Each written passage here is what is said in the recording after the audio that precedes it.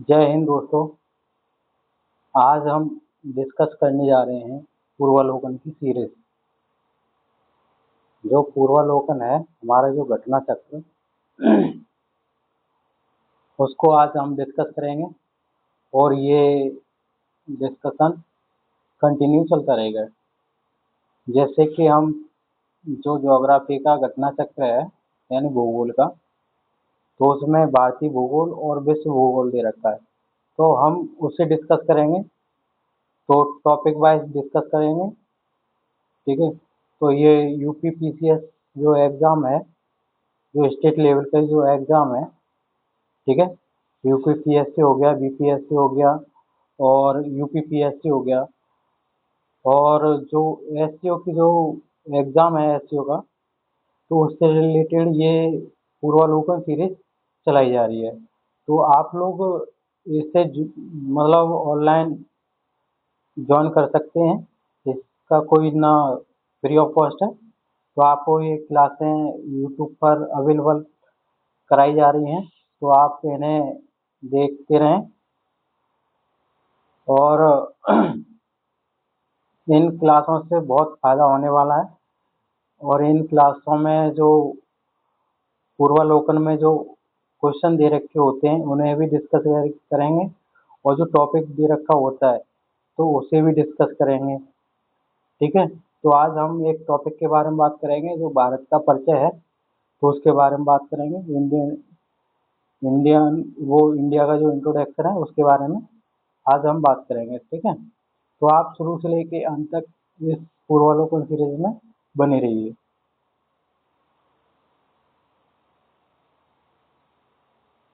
हम बात कर रहे हैं अब सीधे जैसे आप देख पा रहे हैं ये स्क्रीन पर, तो इसमें ये भारत का जो भूगोल दे रखा है ये दे रखा है इसमें, ठीक है। ये भारत का भूगोल, इसमें ये सामान्य परिचय दे रखा है। क्षेत्रफल, अंशांश विस्तार, भारत एवं कर्क रेखा, मानक समय, दूरस्थ बिंदु और सीमावर्ती देश, और इसका जो भौतिक विभाजन है वो भी दे रखा है, ठीक है। तो भारत के प्राकृतिक प्रदेश और उत्तर का पर्वतीय प्रदेश, ठीक है। और दक्षिण मध्य भारत की पर्वत श्रेणियाँ एवं पहाड़ियाँ। तो इसी तरीके से हम इस सीरीज को कंटिन्यू करेंगे। तो इस सीरीज में जैसे हमारे जैसे आप देख पा रहे हैं ये भारत का जो भूगोल है इसमें बहुत सारे टॉपिक दे रखे हैं, ठीक है। गंगा नदी तंत्र है, ब्रह्मपुत्र नदी तंत्र है, द्वीप समूह, बंगाल की खाड़ी, द्वीप समूह, ठीक है। तटीय भाग, पठार, हिमरेखा, दर्रे, घाटियां, पर्वत चोटी, ये सभी डिस्कस करेंगे, ठीक है। और ये दूसरे नंबर में जो सेकंड में जो अध्याय में जो दे रखा है वर्ल्ड ज्योग्राफी यानी विश्व का भूगोल, हम उसके बारे में चर्चा करेंगे। जैसे ब्रह्मांड है, ठीक है। ब्रह्मांड के बारे में बात करेंगे और सामान्य अवधारणा, सौरमंडल, सूर्य, बुध, शुक्र, पृथ्वी, मंगल, बृहस्पति, शनि, अरुण, वरुण, प्लूटो, चंद्र, चंद्रमा, क्षुद्र ग्रह, धूमकेतु, उल्कापिंड, ठीक है। तो इन सभी के बारे में बात करेंगे हम। पृथ्वी, अंशांश, देशांतर, विषुवत रेखा, कर्क रेखा, मकर रेखा, इन सभी के बारे में बात करेंगे। चट्टानें, ज्वालामुखी, भूकंप, महाद्वीप, विश्व की पर्वत श्रेणियां, पठार और घाटियां, शुष्क प्रदेश, मरुस्थल, इन सब के बारे में बात करेंगे। घास के मैदान, ठीक है। जो भी टॉपिक हैं इसके बारे में हम बात करेंगे पूर्वालोकन सीरीज में। तो आप शुरू से लेके अंत तक बने रहिए, प्रत्येक वीडियो प्रत्येक टॉपिक के ऊपर आती रहेगी, और साथ में इसके जो क्वेश्चन है उन्हें भी डिस्कस करते रहेंगे, ठीक है। तो सबको छोड़ते हुए हम बात कर रहे हैं, टॉपिक पे आते हैं, ठीक है। जैसे ये भारत का जो भूगोल दे रखा है इसका, जो ये भारत का भूगोल है, ठीक है। तो इसमें जो सामान्य परिचय दे रखा है, क्षेत्रफल वगैरह, तो इसके बारे में बात करेंगे हम विस्तार से। जो दे रखा है उसे भी डिस्कस करेंगे, ठीक है।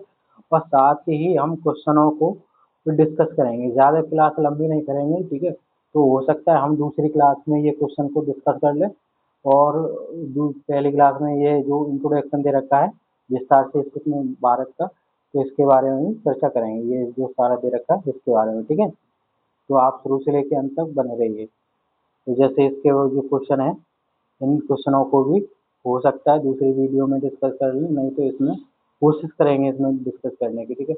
हम ज़्यादा लंबी वीडियो नहीं बनाएंगे, ठीक है। जैसे कि आपको बोरिंग कम फील हो ऐसा कुछ नहीं, ठीक है। अब सब कुछ छोड़ते हुए बात कर रहे हैं। जैसे जो सामान्य परिचय है, भारत के भूगोल का। जैसे मैंने बताया था, जो भारत का जो भूगोल है उसका जो सामान्य परिचय है वो क्षेत्रफल वगैरह उसके बारे में बात करेंगे, ठीक है। तो जैसे जो भारत एशिया महाद्वीप में अवस्थित है, जो भारत हमारा देश है वो कहाँ पर स्थित है? एशिया महाद्वीप में स्थित है, ठीक है, क्या अवस्थित है? यह दक्षिण एशियाई देश है। कौन सा देश है? दक्षिण एशियाई देश है। भारत हमारा कहाँ पर स्थित है? एशिया महाद्वीप में स्थित है, ठीक है। और ये दक्षिण एशियाई देश है। कौन सा देश है? दक्षिण एशियाई देश है, ठीक है। तो और इसकी जो आकृति है, कैसी है इसकी आकृति भारत की? और अनियमित, कैसी है? अनियमित चतुष्कोणीय आकृति वाला यह देश है। अनियमित चतुष्कोणीय आकृति वाला यह देश हिंद महासागर के उत्तर में स्थित है, ठीक है। जैसे हम एशिया की बात कर रहे हैं, तो जैसे मैं आपको बताऊं, जैसे हमारा ये एशिया महाद्वीप है, कौन सा?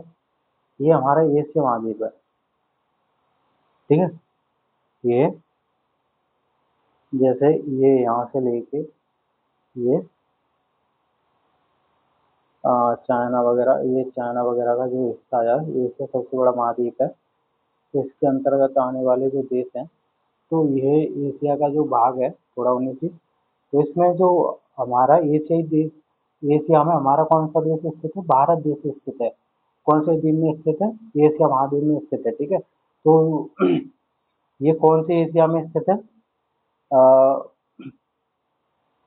दक्षिणी एशिया में, दक्षिण पूर्वी एशिया में स्थित है, ठीक है। जैसे मैंने अभी बात बताया था आपको।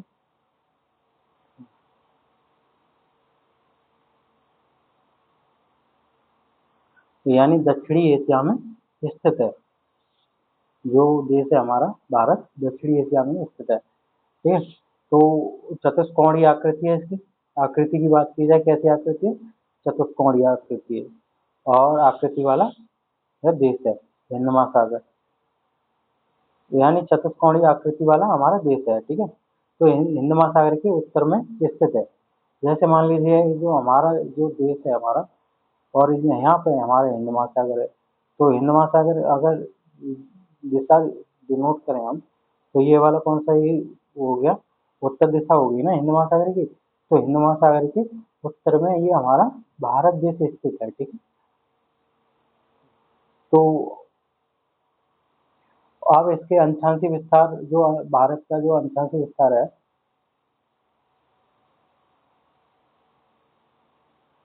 जैसे मान लीजिए ये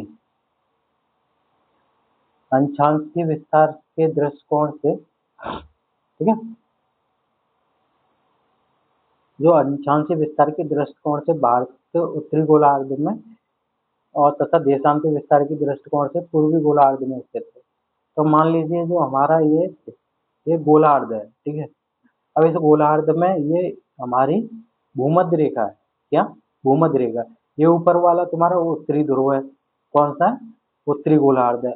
ये तुम्हारा नीचे दक्षिणी गोलार्ध है। तो हम बात कर रहे हैं, ये अंशांशी विस्तार हो गया ये वाला, इस तरीके से, ठीक है। ये अंशांशी विस्तार हो गया। तो हमारा जो भारत है, हमारा जो भारत देश है, तो ये हमारा यहाँ पे स्थित है अंशांशी विस्तार। अगर पूर्वी पूर्वी गोलार्ध में स्थित है, अगर पूर्वी गोलार्ध की बात की जाए, तो देशांतरी विस्तार के आधार पर ये स्थित है पूर्वी गोलार्ध में। इस तरीके से ये जो इस तरीके से जो लाइनें होती हैं हमारी देशांतरी लाइनें होती हैं, और जो अंशांशी लाइनें इस तरीके से होती है, ठीक है। तो हमारा भारत यहाँ पे अगर अंशांशी तौर पे देखा जाए तो उत्तरी गोलार्ध में स्थित है। अगर देशांतरी आधार पर देखा जाए तो ये पूर्वी गोलार्ध में स्थित है, ठीक है। तो जैसे भारत विश्व में, ठीक है, भारत विश्व में क्षेत्रफल की दृष्टि से क्या देश है? सातवां देश है हमारा, ठीक है। भारत हमारा क्षेत्रफल की दृष्टि से क्या देश है? सातवां देश है। पहला देश कौन सा? रूस है, फिर दूसरा कनाडा है क्षेत्रफल में, पहला रूस, दूसरा कनाडा, तीसरा संयुक्त राज्य अमेरिका, ठीक है, जो यूएसए बोलते हैं, और चौथा कौन सा है, चीन, और पांचवा कौन सा है, ब्राजील, और छठा कौन सा है, ऑस्ट्रेलिया, सातवां हमारा कौन सा है, भारत, सातवां कौन सा देश है हमारा, भारत क्षेत्रफल में, ठीक है। तथा जनगणना 2011 के अनुसार जनसंख्या की दृष्टि से दूसरा, क्या, दूसरा यानी चीन के बाद और बड़ा देश है, यानी 2011 की जनगणना के अनुसार जनसंख्या की दृष्टि से हमारा चीन के बाद दूसरा बड़ा देश है हमारा, ठीक है। लेकिन कुछ समय के अनुसार, वर्तमान समय के अनुसार हमारा जो देश है तो फर्स्ट रैंक पे आ रखा है, ठीक है। जैसे इसमें दे रखा है, मैं आपको बता दूं,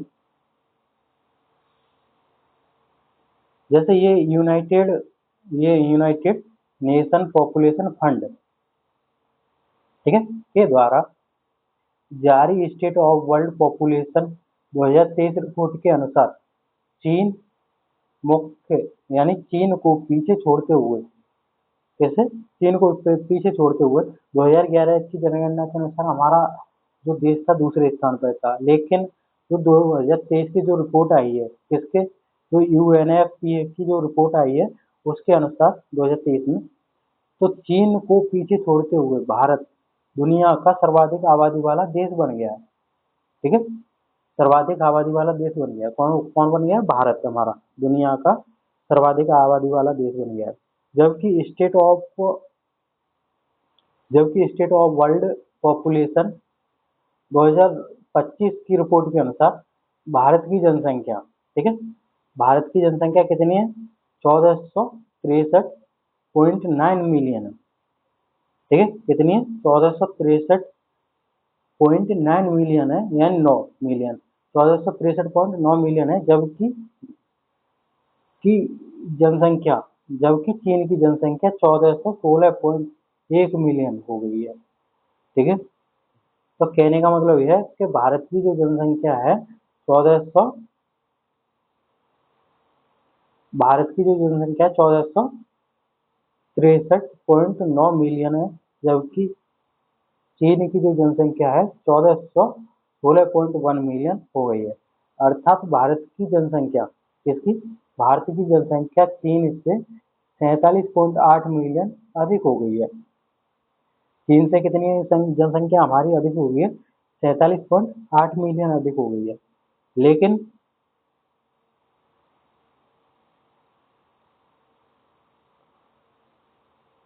जो 26 जनवरी 2020 से भारत में, ठीक है, हमने जनसंख्या के बारे में डिस्कस कर लिया। लेकिन 2026 यानी 26 जनवरी 2020 से भारत में 28 राज्य, कितने राज्य हैं, 28 राज्य, 8 केंद्र शासित प्रदेश हैं। यानी 26 जनवरी 2020 से भारत में 28 राज्य, 8 केंद्र शासित प्रदेश हैं। और नवीनतम केंद्र शासित प्रदेश यानी दादरा और नगर हवेली और दमन दीव है। जो हमारा नया केंद्र शासित प्रदेश बना था वो कौन सा है, दादरा और नगर हवेली तथा दमन और दीव है। ये जिसे दो केंद्र शासित प्रदेश दादरा और नगर हवेली तथा दमन और दीव को मिलाकर निर्मित किया गया। यानी पहले हमारे दो केंद्र शासित प्रदेश थे, कौन कौन सा, एक दादरा, ठीक है, कौन कौन सा, एक दादरा और नगर हवेली तथा दमन और दीव, एक दमन दीव था और एक दादरा और नगर हवेली था। तो इन दोनों को इकट्ठा करके एक बना दिया, ये दादरा और नगर हवेली तथा दमन और दीव, ठीक है। तो इसे ही समेत 8 केंद्र शासित प्रदेश हो गए, तो मिलाकर निर्मित किया गया। इससे पूर्व निर्मित केंद्र शासित प्रदेश जम्मू और कश्मीर और तथा लद्दाख, इनका निर्माण जम्मू और कश्मीर राज्य के पुनर्गठन के पश्चात हुआ, ठीक है। जो जम्मू और कश्मीर राज्य के पुनर्गठन के पश्चात हुआ। जम्मू और कश्मीर और लद्दाख ये कैसे केंद्र शासित प्रदेश है। भारत का कुल क्षेत्रफल कितना है, ठीक है, भारत का कुल क्षेत्रफल कितना है,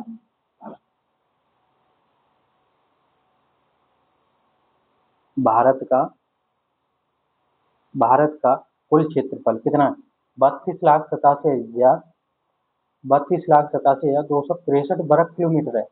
भारत का जो क्षेत्रफल है वो कितना? 32,87,263 है। ठीक है। तो ISFR जो 2023 की रिपोर्ट है उसके अनुसार भारत का कुल भौगोलिक क्षेत्र कितना है? भारत का कुल भौगोलिक क्षेत्रफल 32,87,469 वर्ग किलोमीटर है। ठीक है। कितना है? 32,87,469 वर्ग किलोमीटर है, जो पृथ्वी के समस्त क्षेत्रफल के स्थलीय भाग के क्षेत्रफल का लगभग कितना भाग है भारत का? 2.4%। यानी कहने का मतलब है, तो जो पृथ्वी पर जो समस्त क्षेत्रफल है, यानी पृथ्वी पर जो स्थलीय एरिया है, तो उसका जो भाग है क्षेत्रफल का, वो जो भारत का कितना हिस्सा? 2.4%। 2.4% है। यानी मान लीजिए हमारी ये पृथ्वी है, ठीक है। जैसे मैं आपको बताऊं, जैसे हमारी ये तो पृथ्वी है, और पृथ्वी का जो हिस्सा है हमारा, मान लीजिए 71% है। 71% तो जल है, और 29% जो हमारा क्या है? स्थल एरिया है। तो उसमें से 29% में से 2.4% हमारा हिस्सा किसका है? भारत का है, क्षेत्रफल में। ठीक है। समझ में आ रहा है आपको? और संपूर्ण और भारत,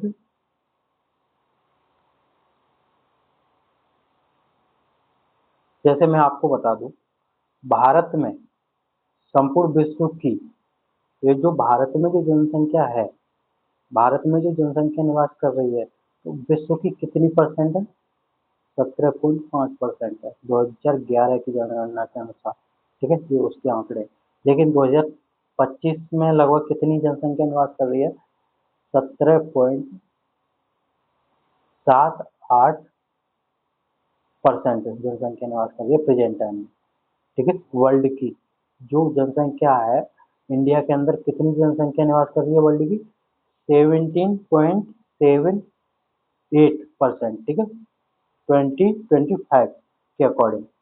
यानी 2025 में लगभग 17.78, यानी 17.78% जनसंख्या निवास कर रही है। लेकिन 2011 के जो आंकड़े क्या कहते हैं, 11 की जनगणना के अंतिम आंकड़ों के अनुसार 17 पॉइंट कितनी जनसंख्या हमारी? 17.5% जनसंख्या है। ठीक है। समझ में आ रहा होगा आपको?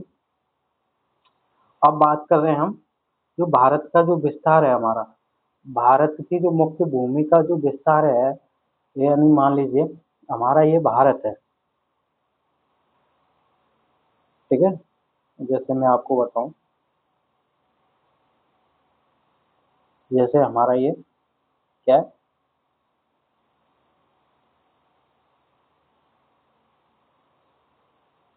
मैप जैसा भी है। ठीक है। आप मैप की तरफ ना जाए, मैं समझाने के लिए आपको बता रहा हूँ। ठीक है। जैसे ये हमारा ये एरिया है। ठीक है। जैसे हमारा उत्तर से इधर साइड पे क्या है? उत्तर है। इधर साइड क्या है? उत्तर से दक्षिण। उत्तर से दक्षिण कितना एरिया है? उत्तर जी जैसे ये दे रखा है, उत्तर से दक्षिण। ठीक है। उत्तर से दक्षिण 3214 किलोमीटर है। यहाँ से ये वाला एरिया है हमारा, यानी यहाँ से यहाँ तक की दूरी कितनी है? 3214 किलोमीटर है। और जबकि तथा पूर्व से, यानी पूर्व से इधर, इधर साइड से, यानी पूर्व से पश्चिम तक कितनी है दूरी है? 2933 किलोमीटर है। कितनी? 2933 किलोमीटर है, जैसे आप ये देख रहे हैं। ठीक है। आई थिंक समझ में आ रहा होगा आपको? तो उत्तर से, जैसे उत्तर से दक्षिण तक 3214 किलोमीटर। ठीक है। जो भारत की मुख्य भूमि का जो विस्तार है, उत्तर से दक्षिण तक 3214 किलोमीटर है, तथा पूर्व से पश्चिम तक कितना है? 2933 किलोमीटर है। ठीक है,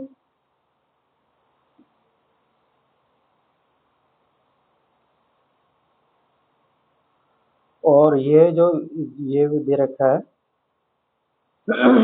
जो भारत के कुल क्षेत्रफल यानी 32,87,263 वर्ग किलोमीटर है। तो भारत का कुल क्षेत्रफल कितना है? 32,87,263 वर्ग किलोमीटर यानी भारत के कुल क्षेत्रफल में जो भारत का जो कुल क्षेत्रफल है ना, उसमें गैर कानूनी ढंग से गैर कानूनी ढंग से पाकिस्तान के कब्जे वाला हिस्सा कितना? 78,114 वर्ग किलोमीटर क्षेत्रफल है। कितना? 78,114 वर्ग किलोमीटर हिस्सा गैर कानूनी ढंग से पाकिस्तान के कब्जे में। जैसे जो हमारा भारत है ना,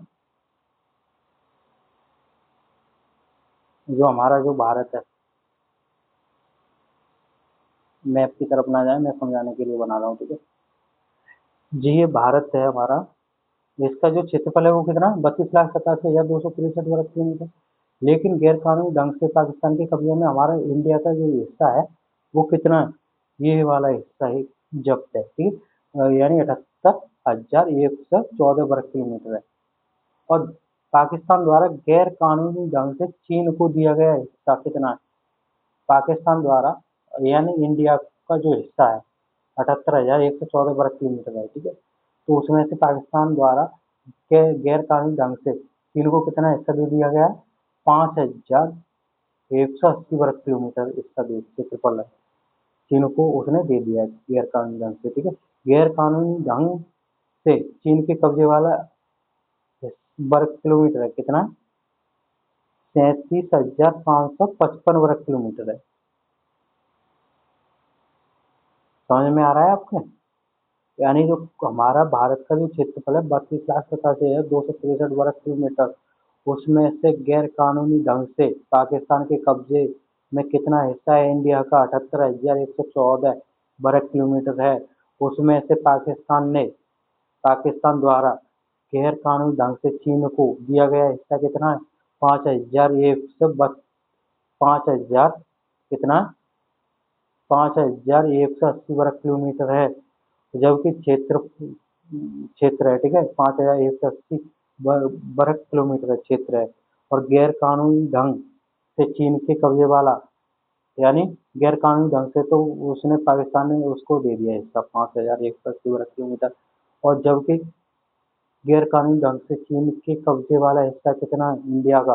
37,500 वर्ग किलोमीटर। कितना? 37,555 वर्ग किलोमीटर है।